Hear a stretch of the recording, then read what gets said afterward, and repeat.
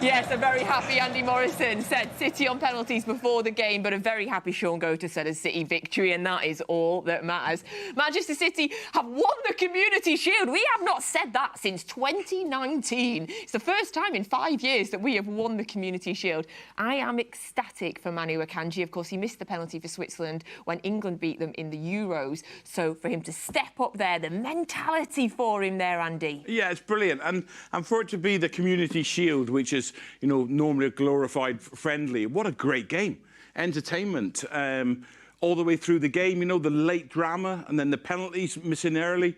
Just a brilliant fixture and a great victory for us. Yes, a great victory for us. Loads of positives to take from that. But, oh, Shaun, that penalty shootout had me exhausted by the end. I didn't think it'd go so far. Yes, and we started to go into that realm of players where they're not so confident, they don't stick their hands up straight away. But it's good because they're having to, and they're saying... And the mantle from Akanji, because in my mind I was thinking his Euros penalty, and then he's coming to, when he's in the City shirt, he's like, hey, this is what I do. I love all that, to have that mental strength to go, yep, I want this, and step up to take it. Brilliant, absolute brilliant. It couldn't get any better. Just clips the crossbar and goes in. They're the inches in that, you know, where Johnny Evans is 2 inches over. Yeah. And exactly the same penalty. They're both two centre-halves have both gone down the middle. Keeper's going to dive, go safe, 1, 2 inches, 2 inches below, and that close. But what a great game of football. Yeah, and by the way, Mateus Nunes, penalty of the game as well. Somebody in here might have gone, oh no, and then he absolutely and utterly top binsed it. Well done to him. We're going to go back over now live to Beachside at Wembley, where I imagine there's a very happy FG and Paul Dickov. And Manchester City win the Community Shield. It's been a few years, but my oh my, it was worth it. Never in doubt. No, not at all. You know, fantastic. Coming back 1-0 down, Bernardo, Silva, great header when we come on, great play from Oscar Bob, and magnificent way to win it in penalties. I tell you what, we saw some fantastic penalties there, Paul. Nunes with an unbelievable penalty, Savinho scoring as well. But we have a goalkeeper who has scored 2 penalties out of 2 in a Manchester City shirt. Ridiculous, because when you see him come up to take it, you think, because he's that sweet of a striker of the ball, he goes up, little shimmy, side foots it casual as you like into the corner, and it tells you how good he is when he's in the top 5 penalty takers. Another thing, though, shows you how good a penalty takers is. Akanji takes #1 for Switzerland in the shootout. He can only be #8 for us, so it's ridiculous. We are so lucky to have the quality we have. Let's go back to that moment real quick where Bernardo Silva scored. We conceded a goal, a disappointing goal from a defensive point of view to concede 100%, but the reaction was brilliant, wasn't it? The reaction was fantastic, you know, and great play by Oscar Bob. You know, Savinho came on and looked lively, cut across the pitch and ended up getting overload there. Little flick, turn, great ball in, and Bernardo rose about 6 foot tall.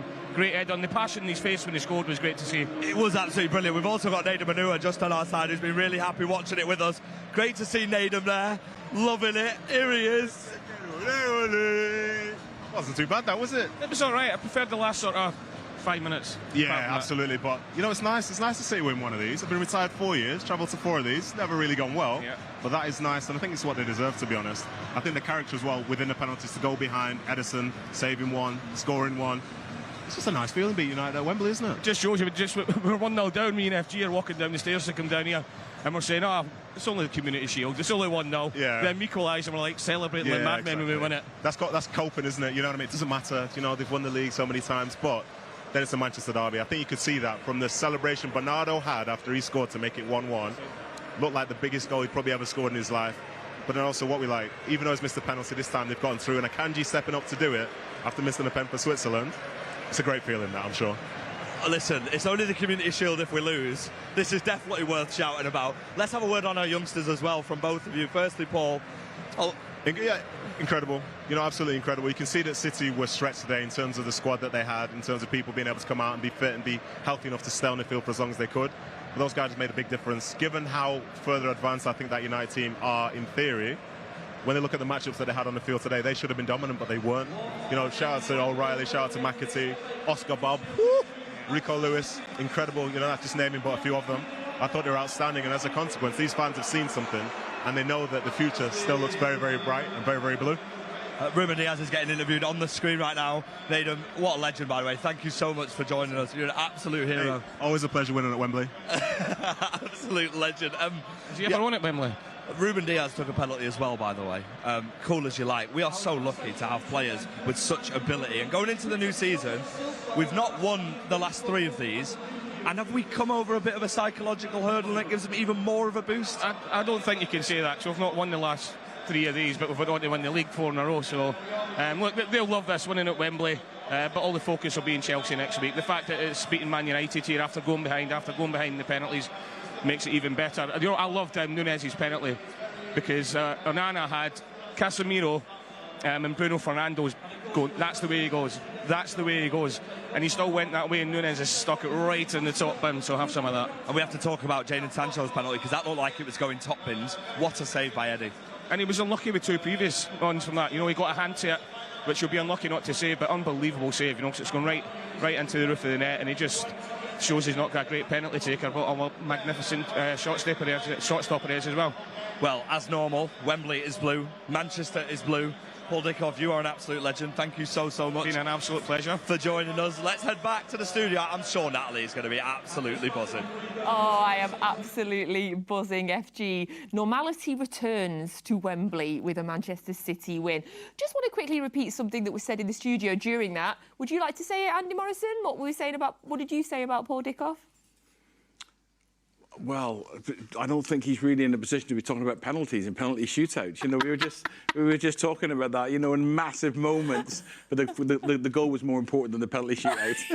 Yes, the hero that took it to penalties in '99 missed a penalty in '99, and we'll gently remind him of that every now and again. Yes, we'll move on now. So Manchester City have won the Community Shield. It is the first time since 2019 that we have won the trophy, and we have done it by equalising with a minute to go and then going on to win in penalties, which is very similar actually to what Arsenal did to us last season. So the goal that took it to penalties came from Bernardo, Silva, and then the winning penalty, Manuel Akanji, of course, who missed a penalty for Switzerland in the Euros when England went on to knock them out.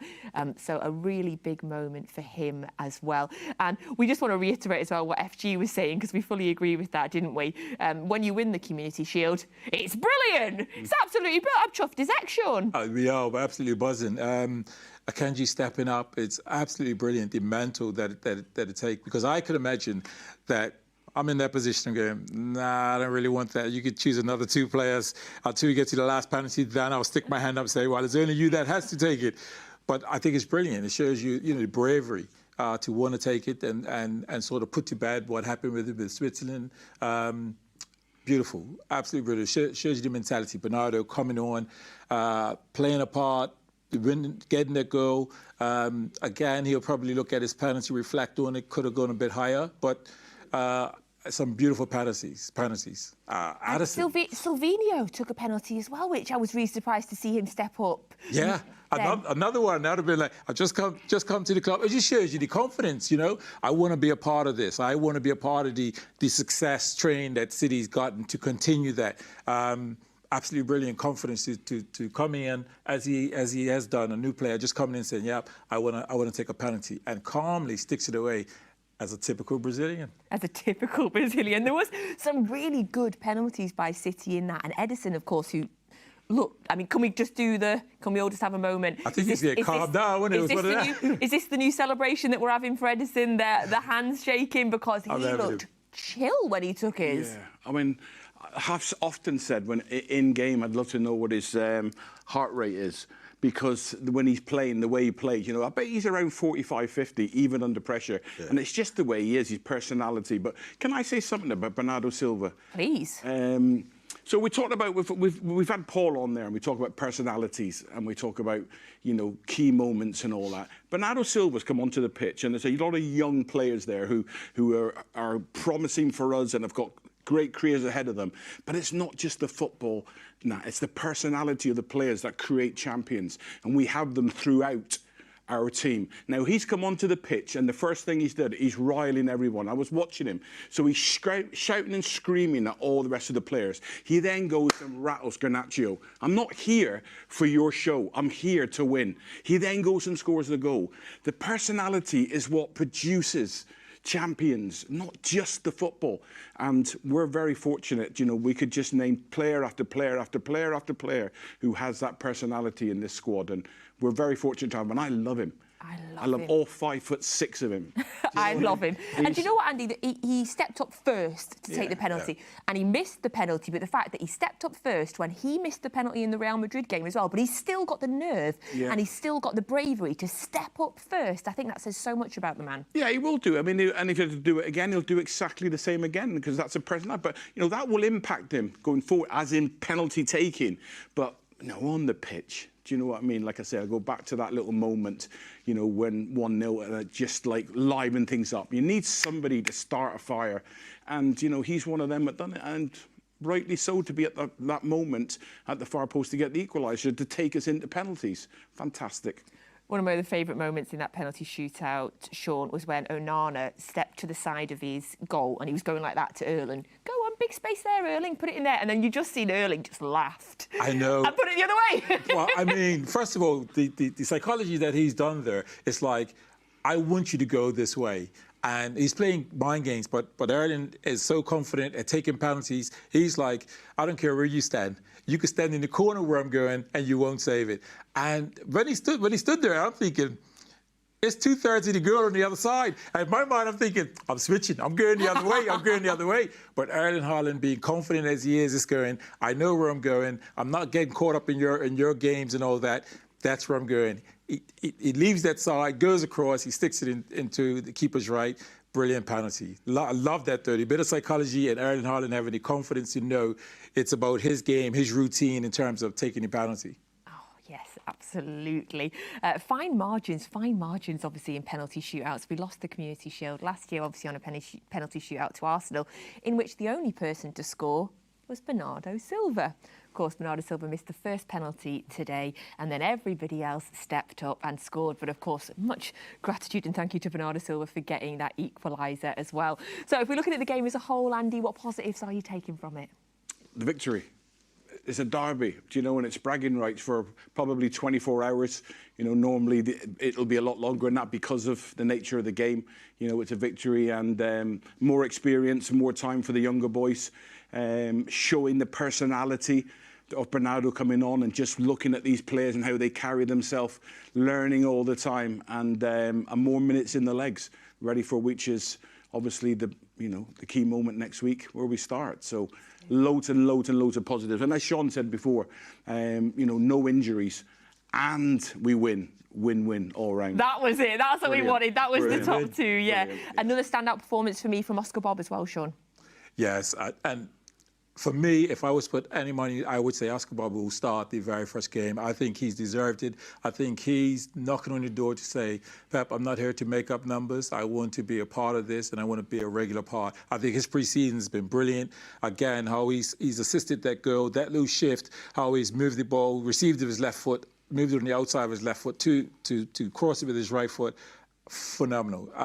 And he's really dynamic. And for me, if we're looking at where we can probably improve this season compared to the season when we scored 100 points, 100 goals and all that, I think it's with the wide players perhaps getting goals and more assists. And I think this is what he's done in pre-season. He's good goals and he's added 2 assists. So I think he's just putting a reminder, and he's going to be, for the other players to is a quality kid that's knocking on your door. I've got to perform if I've got the shirt.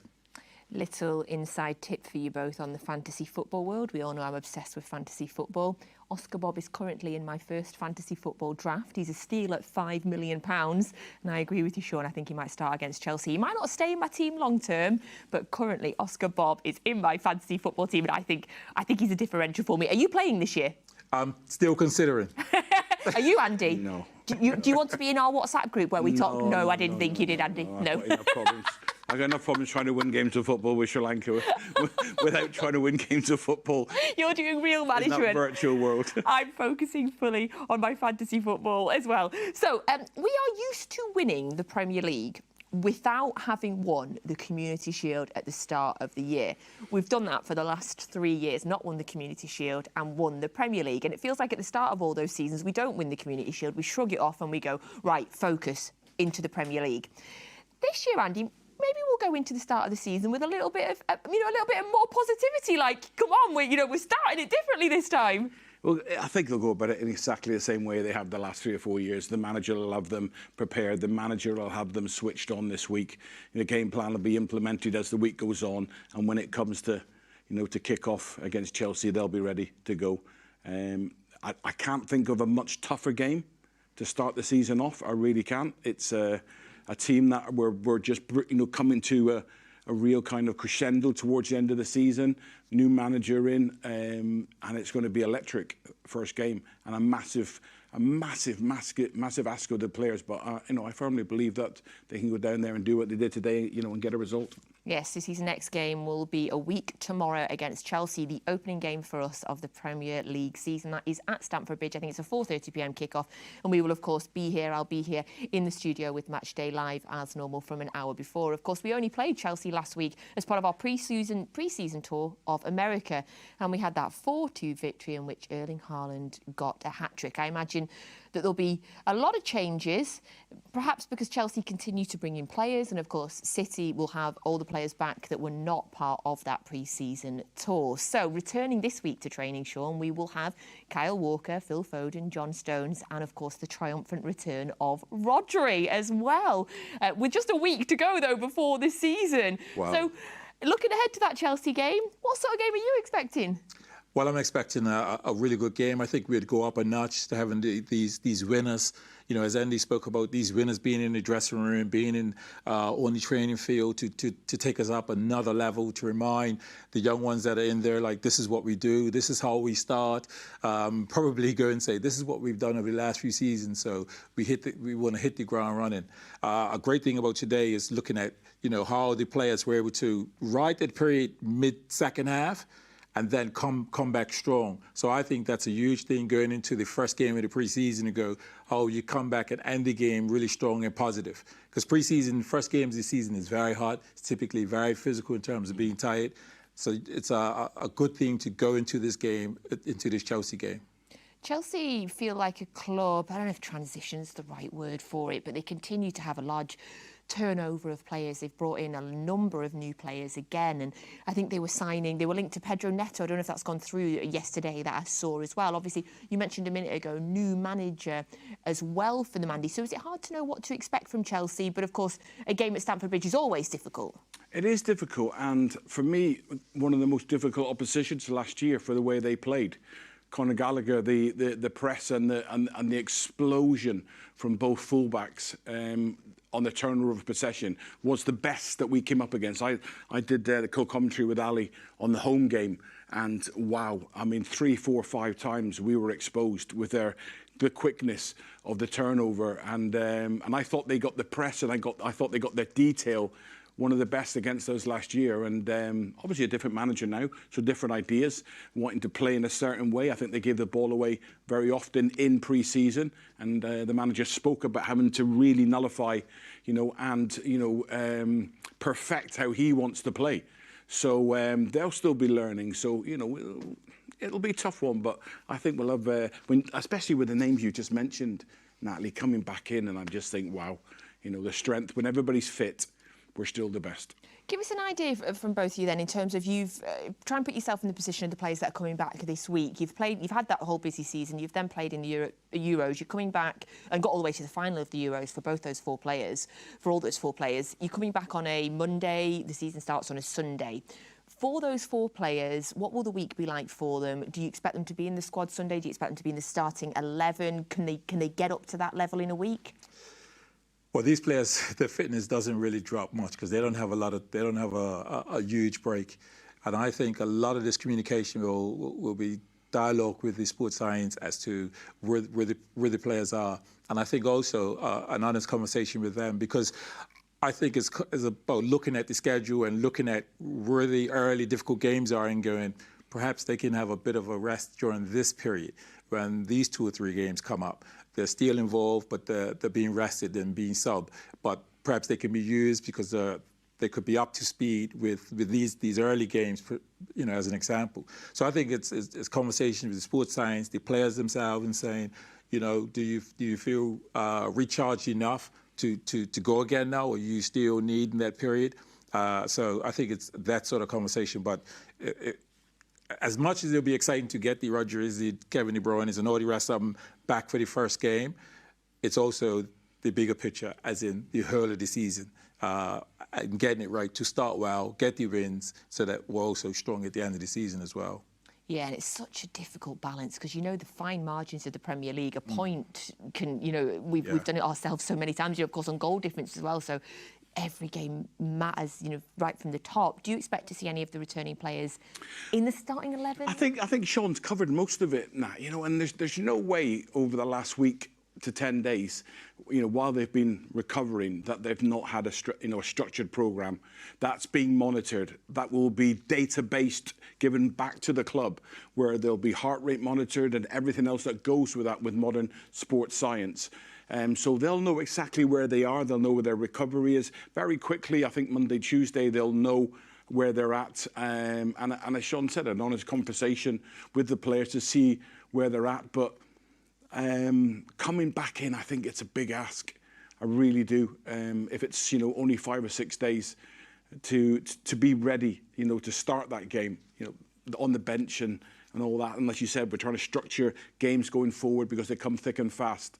I'd be surprised if they were put in, but, you know, I know nowadays that they're not, you know, they're not drinking pints of lager and eating kebabs. I know they're not doing that anymore. They're looking after themselves as elite, supreme athletes. Oh, we did as well.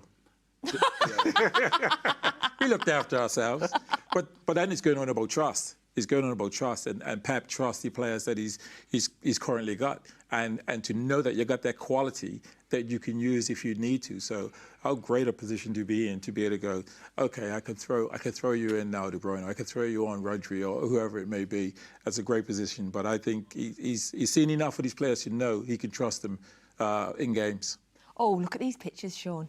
Oh, don't they make you very happy? Kevin De Bruyne with another medal around his neck. Oh, look at the smiles. Look at our Pep. Oh, look how happy they all are. It's lovely, isn't it? I bet we see FG in a minute. He's always around. He'll be in the background somewhere. So it looks like Pep's trying to get them all together to get a nice group photo. There they are. We can see the blue streamers on the floor, which is very nice to see, and the players are giving the fans a well-deserved, clap as well. A huge audience. Well, Andy, you know, spoke about it earlier. It's about winning. It's about winning, and also players not being injured. And you know, this gives a great feeling going into the start of the season. The week going into the start of the season, to know that you won the Community Shield. We won it. The fans who have travelled down in London, some staying over, etc., being able to say thank you for your support. For your support throughout the season coming up, but that's for you, and this is the way to start. Oh, definitely. Look at that. I love seeing our Pep there holding the Community Shield and seeing the all the players there looking so happy, and all the backroom staff as well. This is, I love it. Like, you know, like we said before, if we'd have got beaten, I'd have been all right, but now we've won it, I'm happy as anything. There you go, Silvino. One game, one trophy. That's what we do here. You know, when we see as well, Natalie, when we see the calibre of players, and I'm talking about Bernardo and Ruben Diaz, natural leaders, you know, Kyle Walker, John Stones that were through it, I think the manager does trust the changing room to keep that power and that energy, that as they drive into it, listen, we're the champions, we've done this now for 4 years, and but if they drop off 1%, I'm telling you, he'll be all over them. Even when they're training, on the way to a game, he's watching everything and he's making sure that them standards that they've set are maintained. And I think he trusts them to maintain it. But if they ever come off, let me assure you, he will be all over it. And that's how you do 4 in a row. And that's how you know that they're up to do 5 in a row. 100%. And you know, we heard Pep say, you know, talking about looking players in the eye early part of the season, before the season starts, to know if they're up for it. But this will be a real indicator, you know, to as I say, middle of the second half, be put on your back foot a bit, be under a bit of pressure, to come back strong, to end the game really strong, and then to go on with the mentality to go on to win it with the penalties. I think is enough evidence there. He knows that they're ready for it and they're up for it, and he's just going to keep them at the right levels. Of course, seeing some of the players here, just a reminder, of course, that all of the 4 players are coming back to training this week. You know, some incredible world-class players that were on the bench today as well. Obviously, we saw minutes for Nathan Ake, Bernardo Silva, Kevin De Bruyne, who all started on the bench as well. Oh, look at the Portuguese 3. Brilliant. There we go. Love that. We get the Croatian 2 next as well. They're doing countryman pictures. But yes, there is plenty of players that were on the bench today that got minutes that you'd expect probably come back into the starting 11 as well. So what a magical day. What a lovely day. We've won the Community Shield for the first time since 2019. Happy days, everybody. Andy, thank you so much for being here today. Thank you very much. Shaun, thank you so much for being here as well with us today. I mentioned FPL a minute ago, but just a little reminder that if you do enjoy fantasy football, that we have a Match Day Live Fantasy Football League where you have the chance to come and play alongside some of our legends and presenters. We'll do our best to get Shaun Goater back in it. We've got Kit Simons has joined this year. Steve Howie's taken it very seriously as well. He was posted his team the other day. He'll be part of the league, yes. Steve Howie. What are you saying? Is that your prediction? Yeah. Part of the league. Who's your prediction to win it, Shaun? Well, I have to say, without a shadow of a doubt, it's yourself. Don't be frightened of yourself. So if I were to do anything, I want to know what your team is, so I'm doing a bit of copying. Oscar Bob, Shaun. Oscar Bob. My only problem is that I'm a bit too gobby with it. So, you know, I came second last year and got humiliated by people. So the code, make sure that you use the code to join. It's Q8YDRK is the code to join the Match Day Live Fantasy Football team. We'll remind you in the week as well, don't worry.